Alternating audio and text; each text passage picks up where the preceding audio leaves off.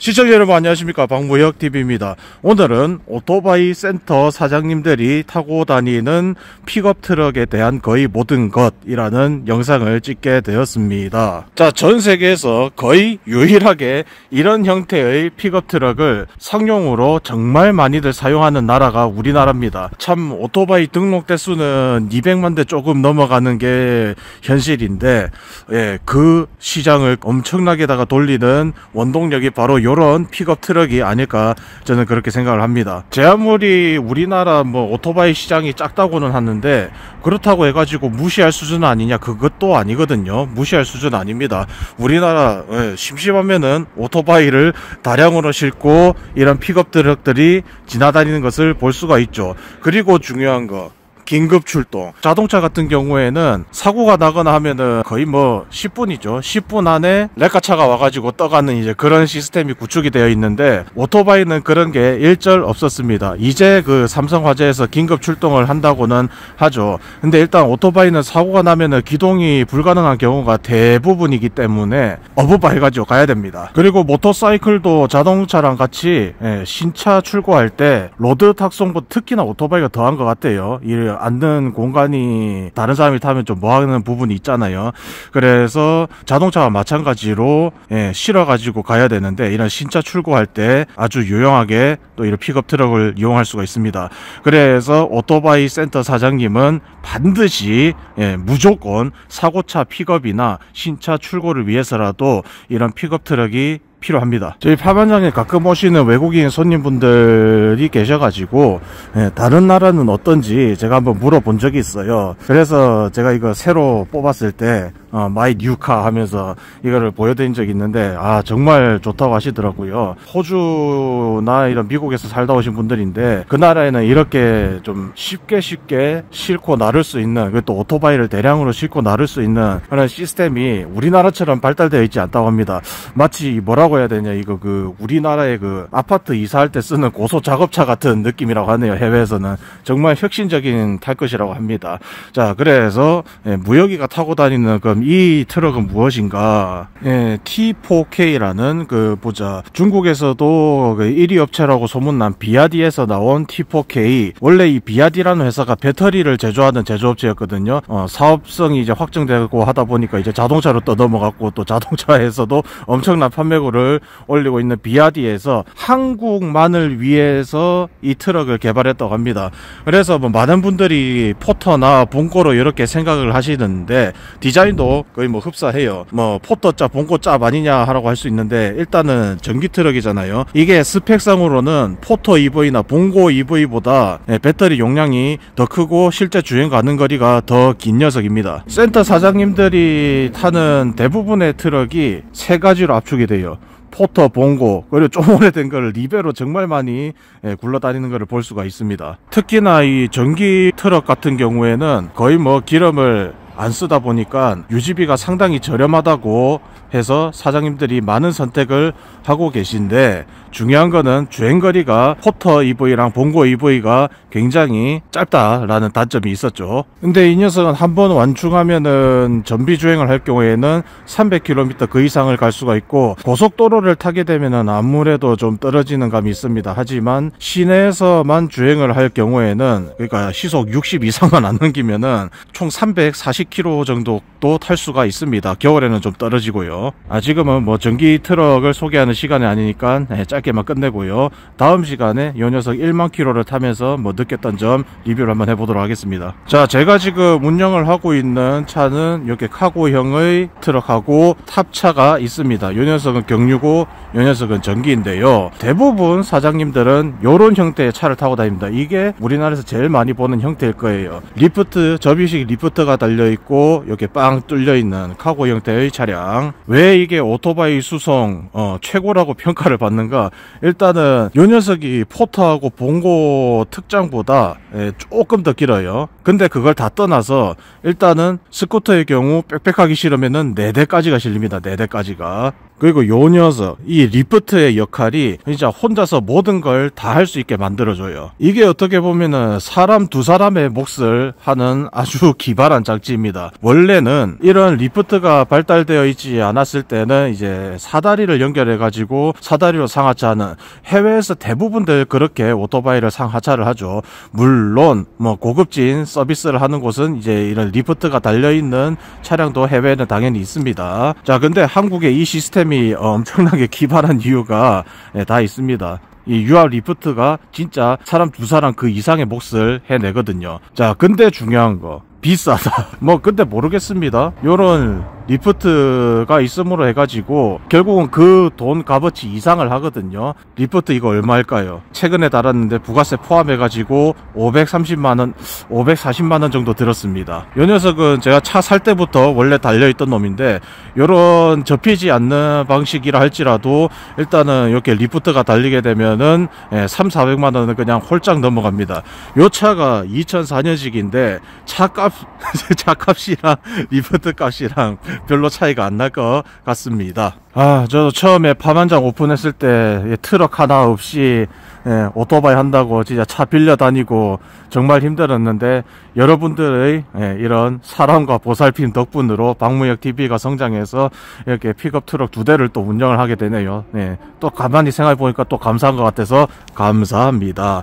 자, 그러면은 뭐 그렇게 많이 가진 것도 없는 무역놈이 왜 2대를 운영을 하느냐? 요 녀석 하나면은 솔직히 다 끝나는데 요거 굉장히 불편했어요. 왜냐면은 탑차의 장점도 있지만 단점도 극명했기 때문입니다. 요 녀석의 장점은 비가 많이 오더라도 오토바이에 비 안 맞히고 운송을 갈 수 있다는 그런 장점이 있고, 또 이제 장거리 운송할 때 특히나 이 돌 같은 거 날라와 가지고 또 뭐 오토바이에 맞을 수도 있고, 오염 물질들이 튀어가지고 오토바이에도 맞을 수가 있으니까 사실 요 차는 신차 출고할 때 정말 최고인 차량입니다. 신차 출고 뭐 1대 내지 2대 정도는 요 녀석으로 가는 게 훨씬 더 안전하기 때문에 그래요.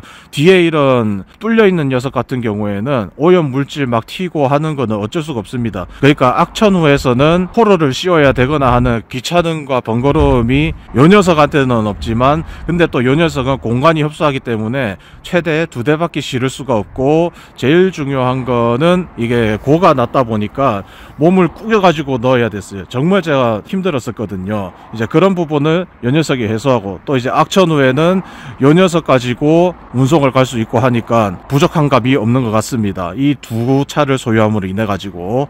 그리고 요 녀석 뒷문 딸 때마다 이렇게 리프트를 내리고 그리고 차문을 갖다 열어 제껴야 되는 이런 번거로움도 있죠. 하지만 어쨌든 이런 리프트 달려 있다는 거는 정말 축복인 겁니다. 리프트 작동 방식은 뭐 간단합니다. 열리고 올리고 이게 다인 녀석이에요. 자, 겨울철에는 유압이 상당히 얼어있기 때문에, 유압류가 얼어있기 때문에 이렇게 늦게 천천히 내려옵니다. 자, 그리고 요 녀석은 접이식이 아니고 원판 형식이라 가지고 오토바이가 전부 다 못 올라갑니다. 그래서 오토바이를 대각선으로 세워 가지고 또 이제 넣어야 되는 귀찮음이 있죠. 하지만 이런 식으로 안전하게 배송을 갈 수가 있습니다. 그리고 이 녀석은 이제 짐 다 꺼내놓고 안에 이제 캠핑 장비 집어 넣으면은 여기서 숙박도 가능합니다. 여기서 저 정말 많이 잤어요. 자, 다음으로 이렇게 접이식으로 되어 있는 리프트입니다. 이 녀석 같은 경우에는 판이 넓기 때문에 우리나라에 돌아다니는 모든 오토바이, 트라이크는 안 되겠다, 3륜을 제외한 모든 2발짜리 모터사이클은 다 실을 수가 있습니다. 그리고 이런 식으로 댐퍼가 달려 있어 가지고 이 리프트를 해제를 해 가지고 놓을 때 큰 힘을 안 들여도 된다. 제가 이거 없는 놈을 썼었는데 진짜 위험해요. 손가락 찡겨 가지고 다치기도 하고 그랬는데, 이 녀석은 보세요. 한 손 가지고도 자 이렇게 할 수가 있습니다. 그리고 이렇게 경사를 주게 되면은 오토바이를 타고 또 올라갈 수 있는 그런 장점이 있습니다. 자, 이게 500만 원이 넘는 리프트의 위험인 겁니다. 예, 혼자서 진짜 대부분의 작업을 할 수가 있겠죠. 이렇게 되면은. 그리고 이제 한국형 저희 픽업 트럭이 대단한 이유는 또 이제 적재함이 넓습니다. 넓어서 아까 전에 스쿠터도 바짝 실으면 4대까지 실린다고 했는데, 많이 싣고 적게 싣고를 떠나가지고 적재함이 이렇게 크다는 거는 예, 정말 굉장히 좋은 겁니다. 해외 영상들을 보면 무슨 콜로라도 같은 이제 픽업 트럭에 그 사다리 넣고 낑까낑까 하고, 뭐 어떤 사람은 오토바이 점프 시켜가지고 적재하기도 하고 그러는데, 이 속도는 따라올 수가 없습니다. 그리고 이런 식으로 이렇게 고리들이 다 있기 때문에 오토바이 딱 묶어서 이동하는 게 속도가 정말 굉장합니다. 그래서 저는 마지막 영상을 이 오토바이를 얼마나 신속하게 적재하고 출발할 수 있는지 한번 보여드리면서 영상을 마무리하겠습니다.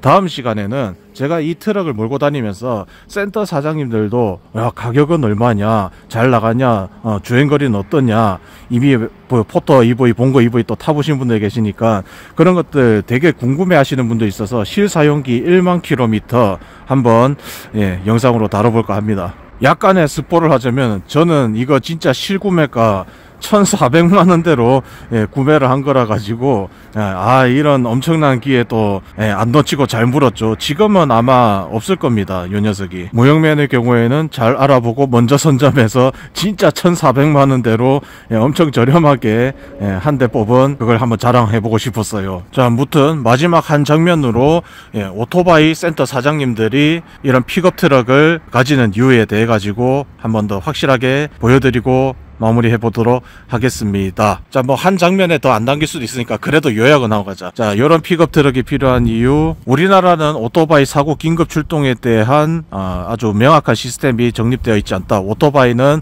넘어져 가지고 사고가 나게 되면은 기동 불가능한 경우가 대다수기 때문에 이런 픽업 트럭이 반드시 필요하다. 그리고 신차 출고를 갈 때도 당연히 로드 탁송보다 훨씬 더 고급진 서비스를 받을 수 있다는 느낌을 줄 수가 있고, 사실상 로드 탁송이라는 거는 오토바이하고 자동차를 놓고 볼 때 자동차는 어느 정도 허락이 되는 느낌이 있지만 오토바이 로드 탁송은 손님들 대부분이 싫어한다. 열에 9이 싫어한다. 근데 그걸 다 떠나서 부여기가 마지막에 시연하는 동영상을 보면은 아하, 왜 오토바이 센터 사장님들이 이런 리프트와 이런 카고 형태의 픽업 트럭을 선호하는지 알겠구나 라고 느끼실 수 있을 겁니다. 그럼 마무리 시연하면서 마무리하도록 하겠습니다.